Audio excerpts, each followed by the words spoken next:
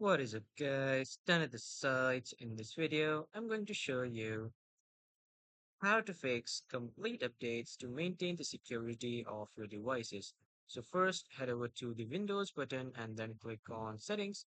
After clicking on Settings, you just need to go to System, and after going to the Systems, you just need to click on Troubleshoot. And after clicking on Troubleshoot, click on Other Troubleshooters. And from here, you will see the Windows Update Troubleshoot. Click on Run. And after clicking on Run, here you will see a small pop-up wherein it will ask you the problem of the troubleshooting. Like, what is the reason for the troubleshooting?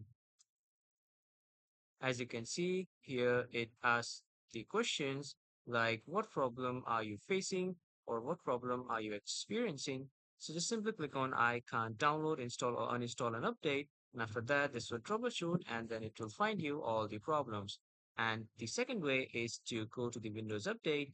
And after clicking on Windows Update, you just need to make sure that all your Windows Update are done and the Windows PC is up to date.